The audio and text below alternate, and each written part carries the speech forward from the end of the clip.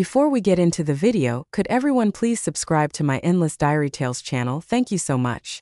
6 years with Mike, but he kept a younger girl on the side. From rags to riches. I didn't get a grand proposal, just indifference and humiliation. When I suggested breaking up, he smirked. Okay, but you've caused trouble with me and my family, and you've been with me all these years. Besides me, who else would want you? Later at a party, when news of my engagement came out, Mike lost his composure and demanded to know who it was. The moment I spoke up, everyone turned to look at the man sitting in a position of power and elegance. He paused with the cigarette in his hand. Then he looked at me with deep eyes and said, "Since it's out in the open, sit next to me." When I arrived at the company, Mike was in a meeting. What bad luck. I wish I hadn't worn these shoes. I look better than her, don't you think? Turning my head, I saw the girl across from me wearing the same CL red-soled high heels. Her colleagues were pale with fear, whispering to her, "Selena, that's Lisa. She's also a senior executive at the company, Mike's future wife." As I gazed at her, Selena walked up to me boldly, pointing at the part of the bracelet visible on my wrist and said, "Lisa, you also wear a Bulgari Serpenti bracelet? Mine was a gift from Mike. Is yours too?" Employees stared in shock, and I saw the expensive bracelet on her fair wrist. Mike had never given me such a valuable gift. He gave me the most expensive luxurious bag. Back when he had nothing, I scolded him for spending recklessly. Now that he's successful, he forgets my birthday often due to being overwhelmed with work. I realized he wasn't too busy to remember. He just didn't want to make an effort for me. Seeing me silent, Selena's smile turned smug, matching a person to the appropriate gift. "Maybe you're not deserving of it in Mike's eyes." There was an exaggerated gasp from behind Selena. The nosy employees, looking pitifully at me, came closer to listen. Had they forgotten that before becoming Mike's girlfriend, I was wealthy? I smirked and rolled up my sleeve to reveal the full bracelet. It sparkled with diamonds. "Little sister, he's quite stingy with you.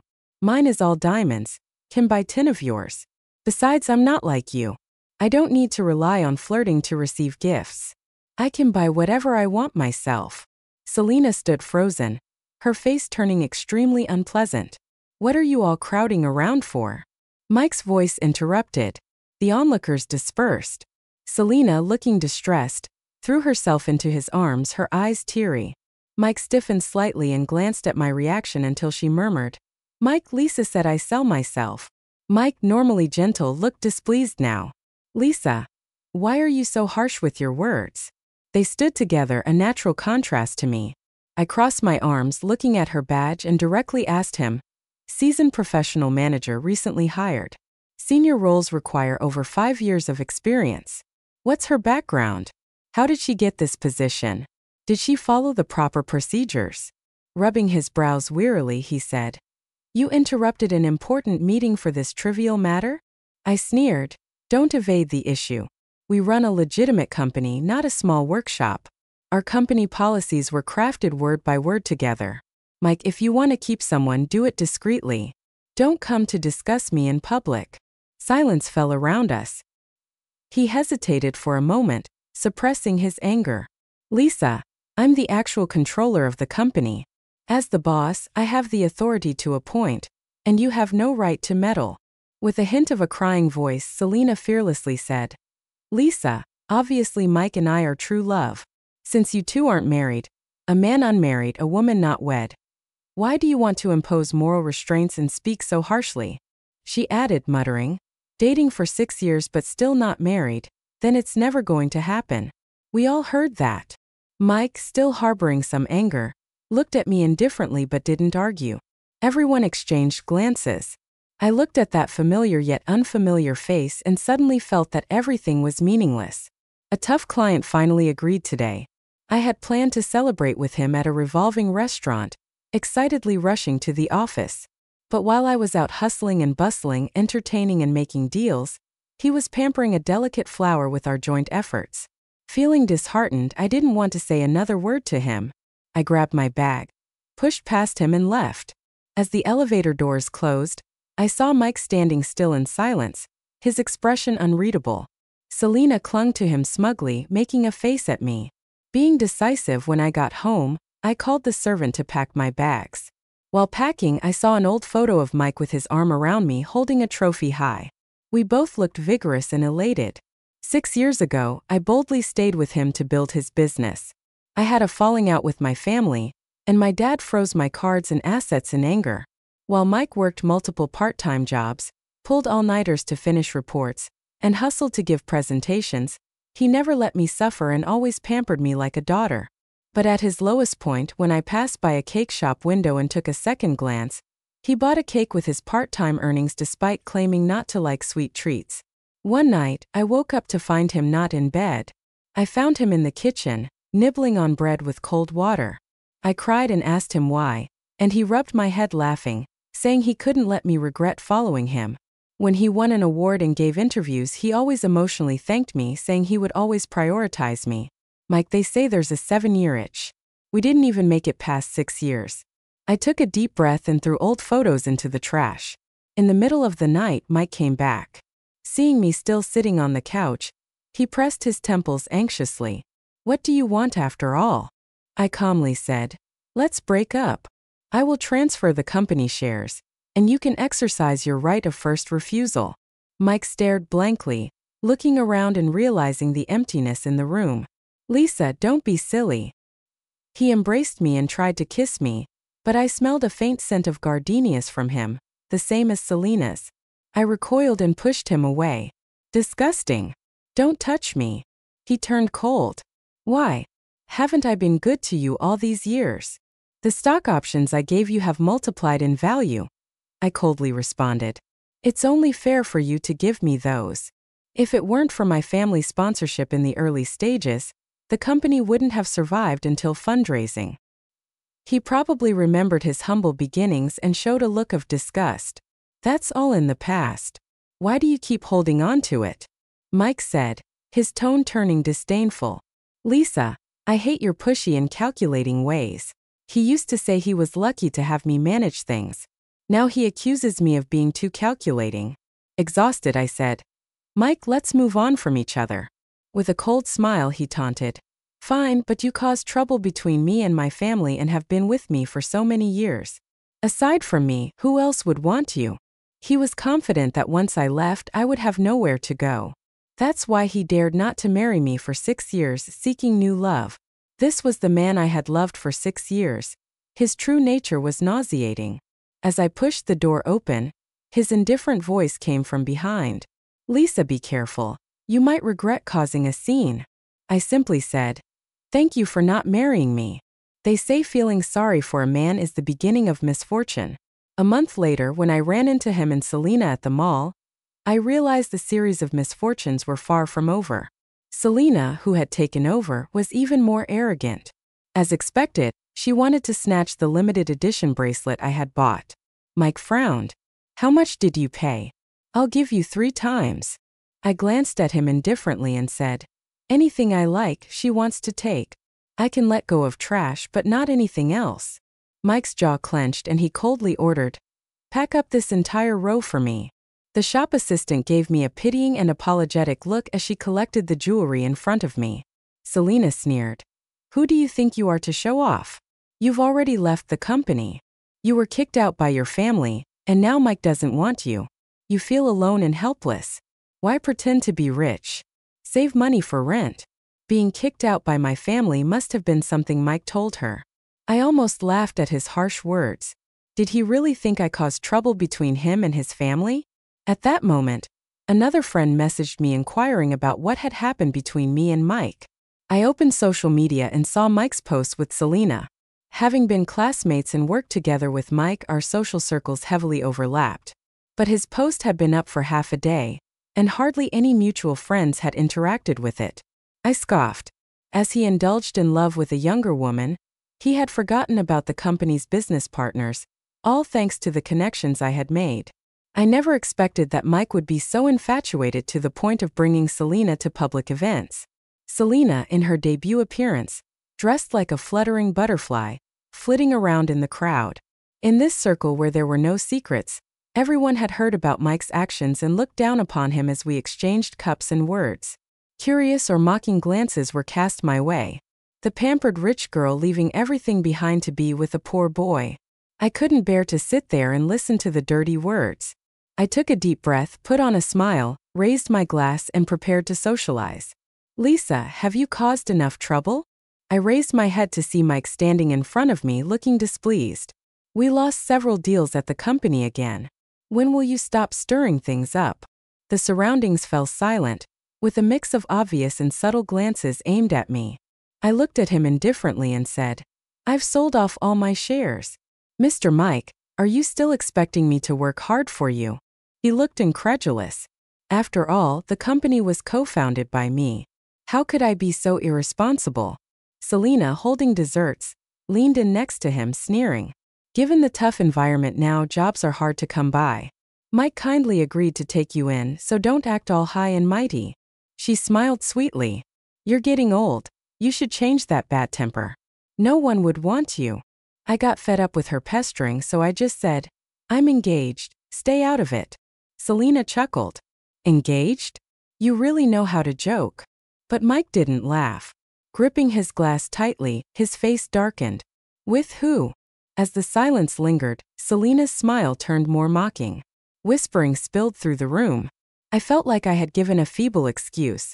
Almost involuntarily, I looked at the man seated nearby and blurted out, Johnny. The whole room fell silent in that instant. Everyone turned their gaze to the man at the table, elegant and powerful.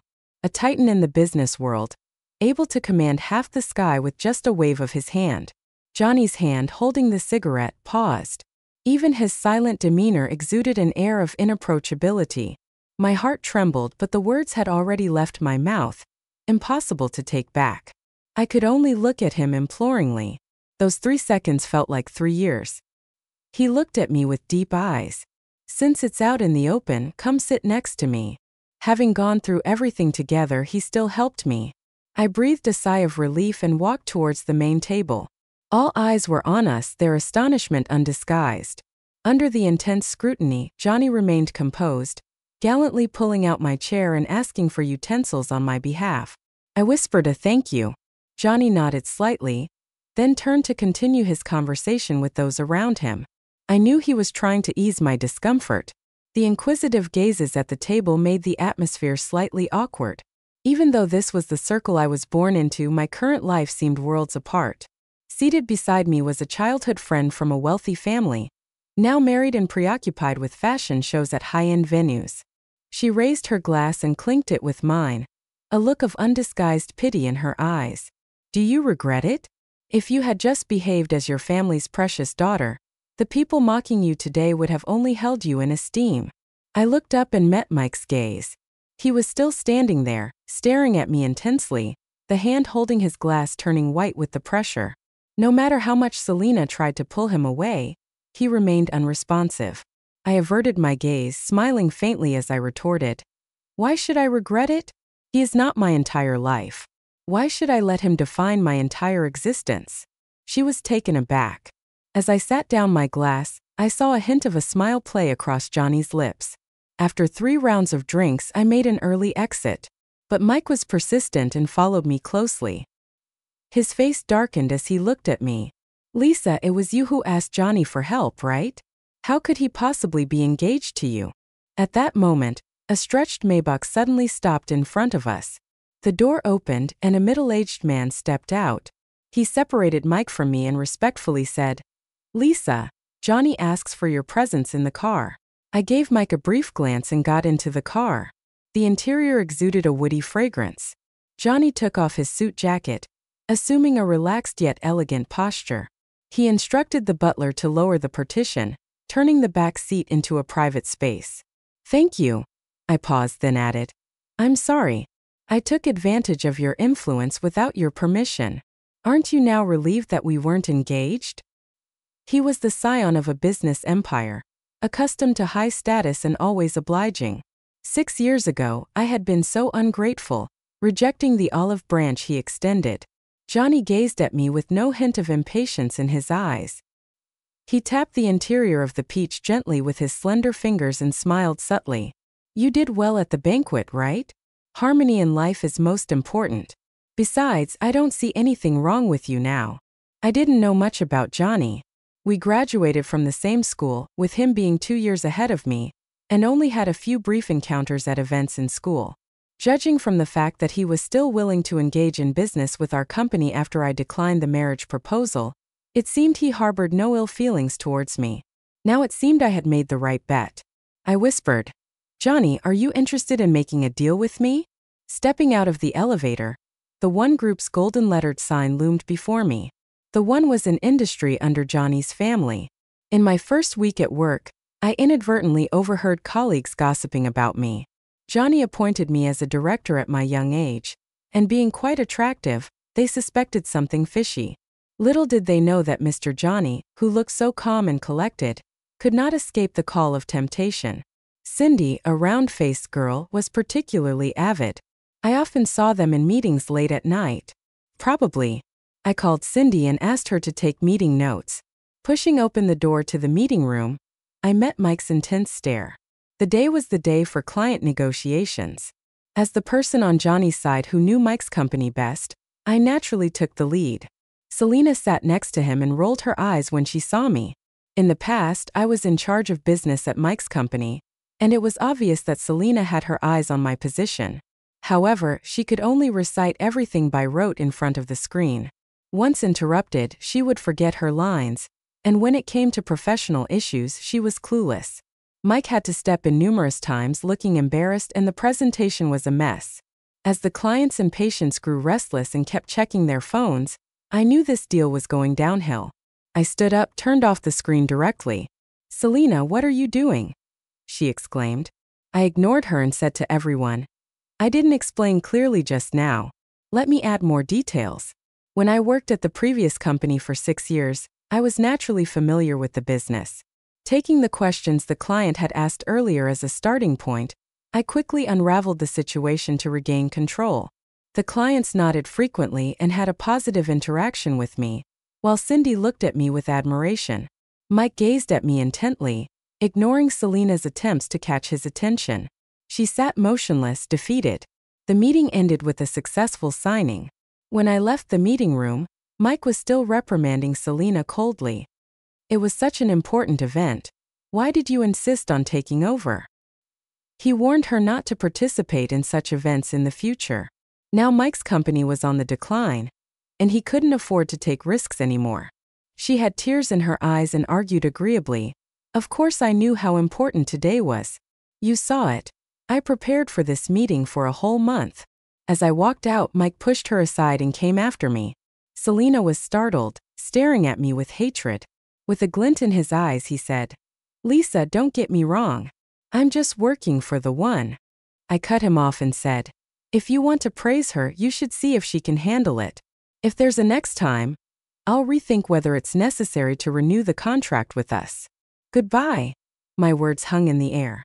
Mike said in a somewhat embarrassing manner, "Are you just here in Johnny's company to provoke me?" Seeing me about to leave, he grabbed my wrist tightly and said in a low voice, "Resign. Let's talk when we go back." Ignoring the busy corridor around us, I coldly told him to let go. Suddenly, Selena shouted loudly, "Lisa, you're engaged. Why are you bothering my boyfriend?" She cried, accusing me. "You have a great fiancé like Johnny. Why are you trying to steal mine?" Her words were shocking. Everyone stopped and watched us tug at each other. It felt like going back in time to 8 years ago. Back then, before my stepmother took over, she came to my school and stopped me in public. She slapped me, saying, "Your mom is shameless, getting old and ugly, causing my miscarriage. You, the lowly offspring of a lowly creature, will all pay." I was slapped and turned my head, feeling a ringing in my ears. Everyone watched silently, mocking the wealthy family's messy private affairs. I was overwhelmed with shame. I resisted desperately, but my stepmother grabbed my hair like crazy. My school bag was taken away, books and items falling all over the ground, until someone stood in front of me, firmly holding her back and warning her that he would call the police if she misbehaved again. Stopped by the resistance, my stepmother shrank back and was helped away by the servants. He dispersed the onlookers and picked up all the scattered items from the ground, putting them back into my bag. He handed it to me, saying, "It's not your fault." I looked up dazedly. The twilight glow colored Mike's handsome and warm face.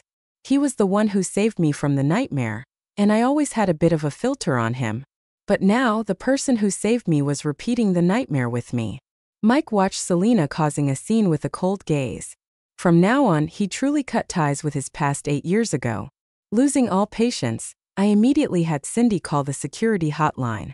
I said expressionlessly to Mike, "If you don't leave now, things will get ugly. Don't regret it." Mike sneered. He took Selena and left. Cindy, who had seen it all, muttered, "A pair of lunatics." The use of my special relationship quickly spread, and everyone's expression towards me became subtle. Until I completed the department's quarterly KPI in half a month and secured a difficult large deal simultaneously. There were rumors that Johnny and I graduated from the same Ivy League school. Despite being born into a wealthy family, I started from scratch, and the company had received Series C funding. Since then, they all looked at me in a different light. Cindy became my fan, saying sharply, "It's solved. Mr. Johnny is still that otherworldly Mr. Johnny. Who knew you were really having late-night meetings with Lisa?" I laughed at her words. As my phone buzzed, the assistant sent a message saying Mike's company's stock price had dropped to a trigger point and asked if I wanted to buy more shares. I spun my ring around and glanced at the financial report in my hand, saying calmly, "It's not urgent. It hasn't hit rock bottom yet." The next day, Johnny announced that the outstanding employees of the year would go on a week-long trip to the Maldives. However, my colleagues looked puzzled, discussing how after so many years, they only just found out the company benefits included a company-sponsored trip. Cindy whispered to me, "Isn't it because of Lisa? Mr. Johnny noticed you've been in a bad mood recently, so he took you on this trip in the name of benefits." When she heard that I was going scuba diving with Johnny, she held a yellow rubber duck floatie and asked, "Lisa, do you have an open water 50 certification?" She widened her eyes. "You still have time for diving?" I couldn't help but laugh. I love being underwater, with just the sound of my breath and bubbles around me when the water is above my head. We were lucky to encounter a hammerhead shark school on our first dive. Under the deep blue sea, watching these strange creatures swirl above us, it felt almost like a moment of reconciliation with my own life. Back on the yacht after finishing work with Johnny, I got up to head back to my room. Just then a wave hit the boat and I stumbled, falling into him. Johnny was sitting on the couch, relaxed, with water still dripping from his hair, exuding a certain tension. We locked eyes silently, his gaze darkening, the muscles in his beautifully shaped throat moving up and down. Actually, I really like Johnny's type of face. His sharp phoenix eyes, chiseled profile, and extraordinary handsomeness. If he wasn't my intended fiancé, I would be happy to give it a try. Emotions fluctuated, but everything happened in an instant. As I tried to stand up, the apology was already on the tip of my tongue, but before I could say it, Johnny suddenly raised his hand, sliding his fingers through my hair and firmly holding the back of my head. I was pressed back onto his lap. His breath suddenly quickened. He lowered his head and gently captured my lips. The room was spacious, yet the air felt thin and the temperature rose slowly. I lost track of time and faintly heard a knock on the door. It was Cindy calling Johnny to come have cake while Johnny's lips and tongue lingered near my ear. A tingling sensation crept up to the top of my head. His long and sharply defined fingers wandered around. I lowered my head. The hem of my skirt had ridden up to my waist and his shirt was all wrinkled. Feeling a sense of shame, I held my breath, lightly biting my lip to control the tide of emotions. After a while, with no response to the knocking, Cindy said, "Johnny and Lisa are not in the room. Maybe they're on the deck." The sound faded as they walked away. Cindy returned to toy with my lips, gently reminding me with a soft laugh. Lisa breathed. Time flew by during the trip, and when Johnny took me back, I surprisingly felt a bit reluctant. Just as I was about to get out of the car, he suddenly grabbed my wrist. "I'll take you somewhere." He led me to the front of a top luxury jewelry store where the store manager and staff were waiting at the door, bowing to us. Johnny grinned casually. "You lost a ring in the Indian Ocean. Today we're here to replace it." I was stunned. It wasn't until that day when I returned to my room that I realized a ring I had worn for over 10 years was missing. The plain band ring was obviously not worth much, but I never expected him to care so much. It was a ring my dad gave me as a child. The reason I wore it daily was quite silly, to motivate myself that if I didn't work hard, I would end up getting married and going back. At that moment, I heard a familiar voice. Lisa. I turned around and Mike and Selena stood to the side, carrying shopping bags, clearly just being escorted out of the store. Johnny's hand was still around my waist, and upon seeing the others, he tightened his grip. Mike seemed a bit taken aback. I had blocked him, yet he had been trying to contact me using different numbers during this time, all of which I had added to my block list. When he regained his composure, he still wanted to come to me. However, the staff had drawn a red line and barred him from entering. Selena stood behind him, looking humiliated. Without looking back, I entered the store with Johnny. When we returned to the residence, I played with the new ring while sending a message to my assistant. You can begin now. Soon after, Mike couldn't hold back and came to see me in person. Through gritted teeth, he asked, Lisa, did you join the one just to maliciously acquire my company? Are you willing to degrade your own efforts just to retaliate against me? Or do you want to win Johnny's favor by taking my company? He was suspicious. I smiled and let him frantically speculate. Do you have time to argue with me? Your time is running out. He coldly laughed. Do you really think you have what it takes? With that, he slammed the door and left. Just as I arrived at the company, my secretary informed me, Lisa, there's a visitor waiting for you in the office. Upon opening the door, I saw an unexpected guest. My father stood by the window, his expression still stern as he looked at me coldly. It's been 6 years. Haven't you learned your lesson? Running after a poor boy, becoming the subject of ridicule. I remained silent for a moment. Dad, my company's market value has doubled in the past 6 years, likely ranking at the top. Don't you see any of this? What do we lack in our family just because of what you earn? He snorted. For the sake of money, you've tarnished your own reputation. He always easily denied my achievements, bringing me back to where I started. Once again becoming the poor little girl from childhood who was ignored and abused by everyone. I see that Johnny doesn't reject you. Come with me to apologize to the merchants, and I can consider asking about the marriage arrangement from both families, I said softly. Is that what you want? To see me walk the same path as you and Mom?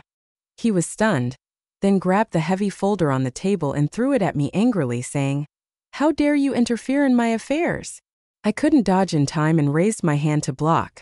My arm stung as a long cut appeared. He was still furious. Fine, I will continue to freeze your cards, block your assets.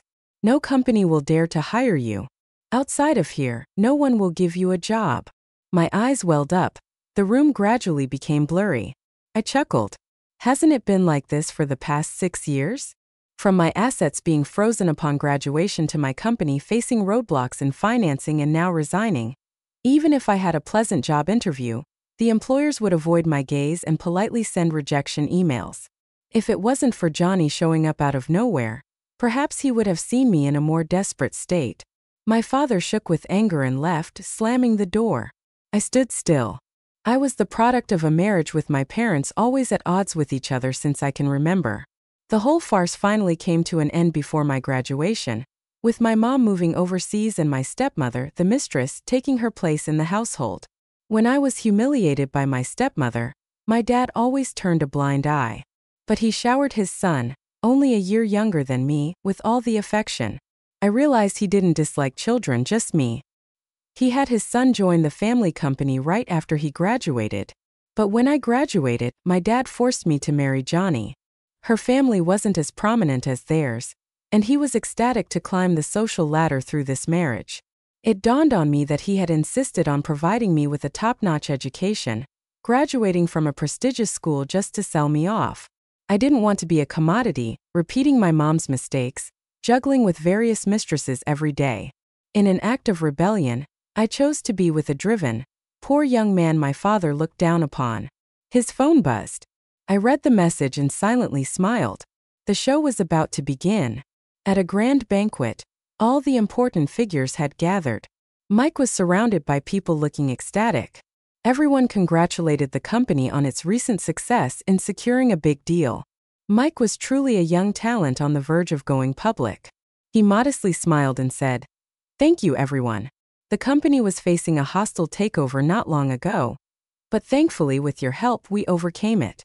And this latest big deal was also possible thanks to this major shareholder here. He had Selena by his side, charming everyone and stealing the spotlight. Even my dad, who always looked down on Mike, raised his glass to him and offered kind words. Our family depended on Mike for its future. My dad called me over. My daughter has disappointed me, causing a lot of trouble in the past. Lisa, quickly go and toast to Mike. Selena, linking arms with my stepmother, acted affectionate. Uncle, don't be upset. Even though Lisa has been with Mike for 6 years and was even kicked out, Johnny still wants her. My stepmother looked around cautiously and said sarcastically, by the way, why haven't we seen Johnny? Didn't they get engaged? Selena pretended to be surprised you didn't know about their engagement. Like mother like daughter. Lisa and her mom are both unlucky. There was loud laughter all around. I glanced lightly at them. My dad frowned at me. Lisa, you've been too stubborn these years. I quickly apologized to Mike. Mike was sitting on the sofa, casually swaying his glass of red wine, looking at me calmly. Lisa, beg me and I might consider forgiving the past. Seeing me remain silent, my dad reached out and pushed me. I stumbled, about to be embarrassed in public, but was steadied by someone's firm grasp. I looked up and met Johnny's cold eyes as he held me by my waist. I'm here, Johnny said. Mike's face darkened. He couldn't afford to offend anyone. My stepmother paused, quickly putting on a smile. Oh, Johnny is here. You two are back together then, aren't you? If you ask me, you should have married each other long ago.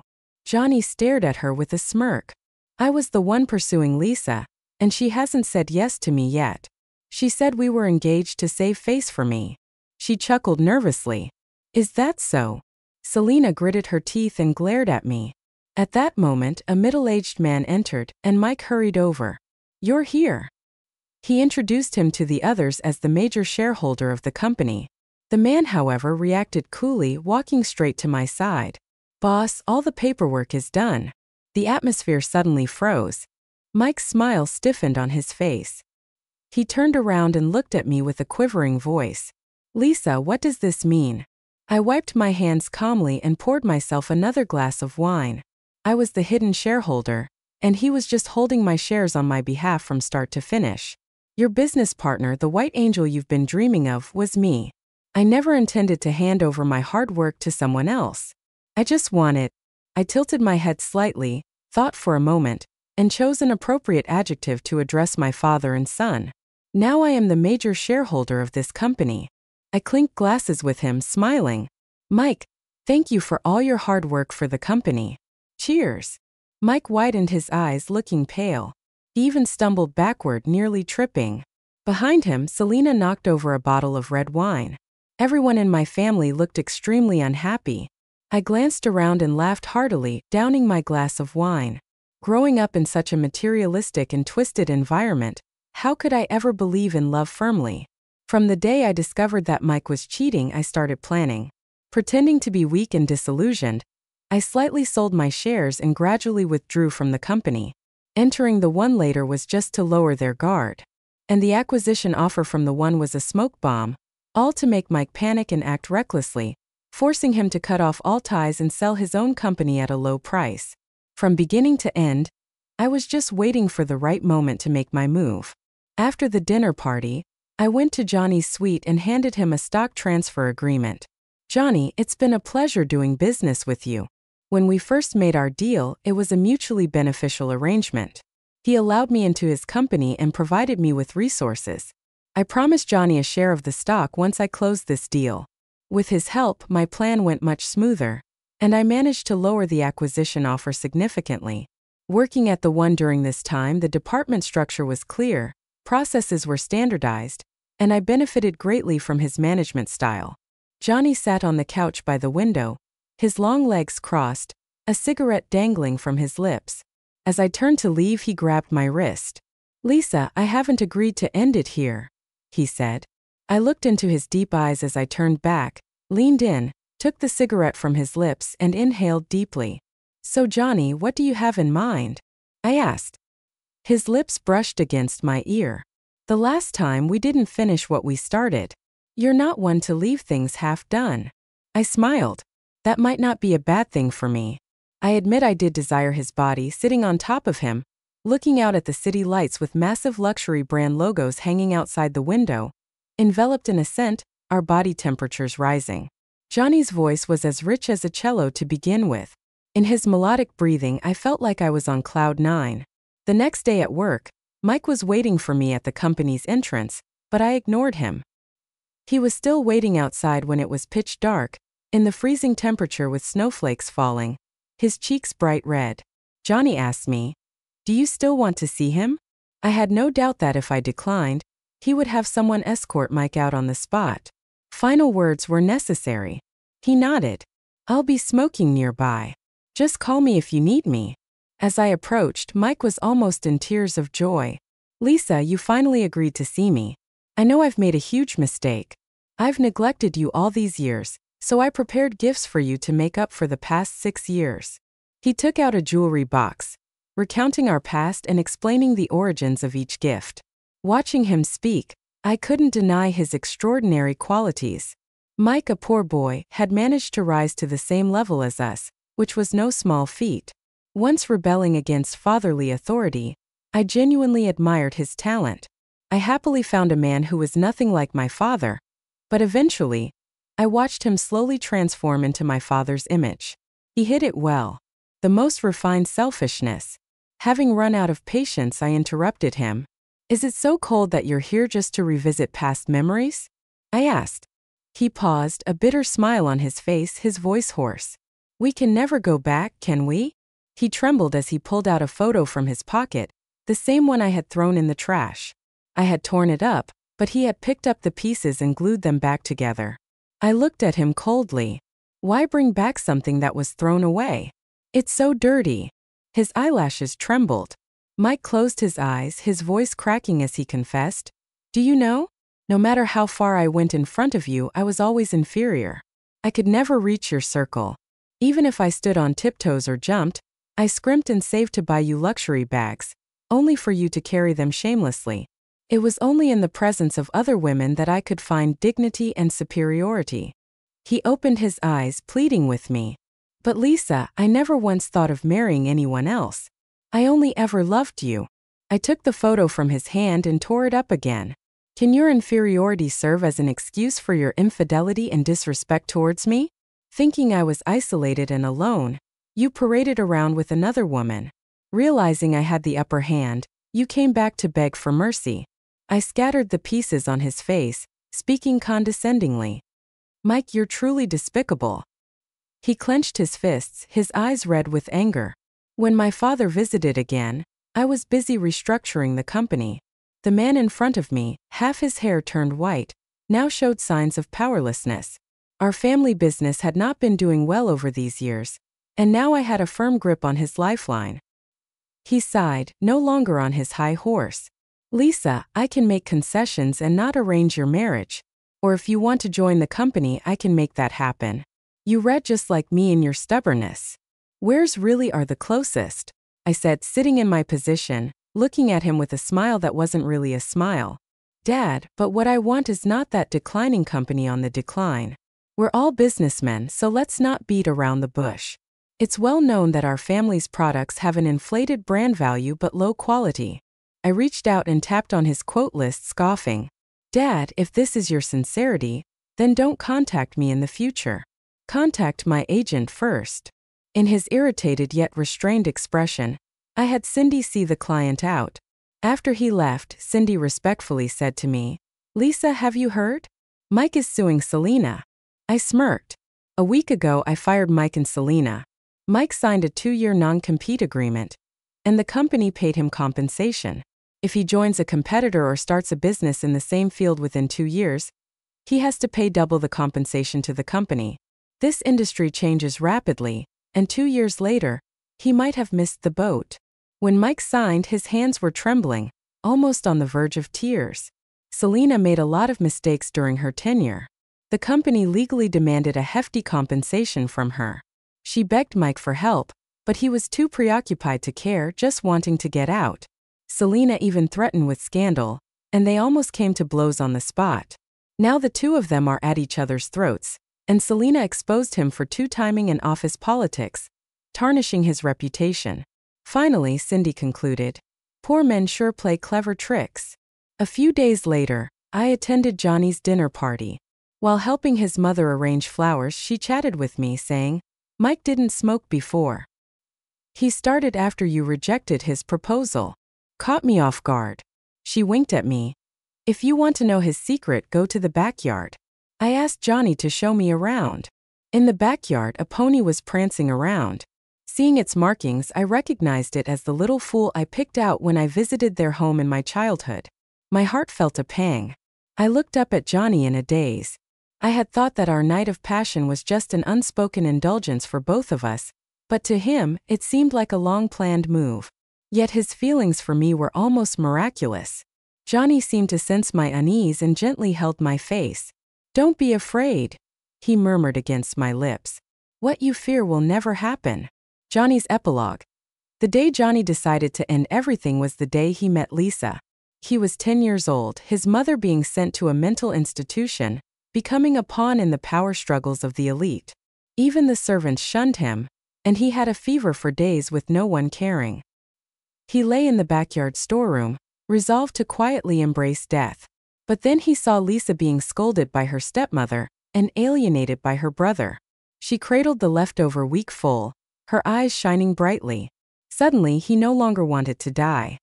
He struggled to the table and made a call. Later, he fought tooth and nail to climb to a high position.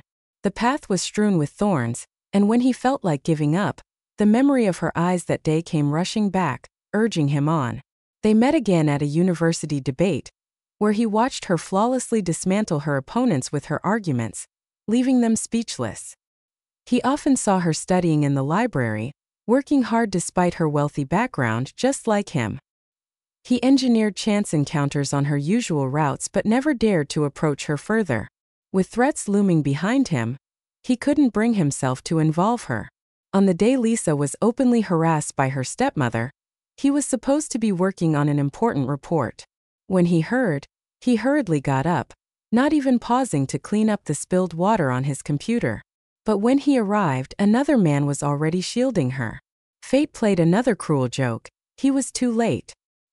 He had just ascended to power, still unstable, not daring to directly contact her. He only mentioned Lisa's name when his parents asked about a marriage alliance. By then, she was already with Mike, standing together. She decisively refused and fell out with her family. That night, Johnny lit his first cigarette. This was for the best, he thought.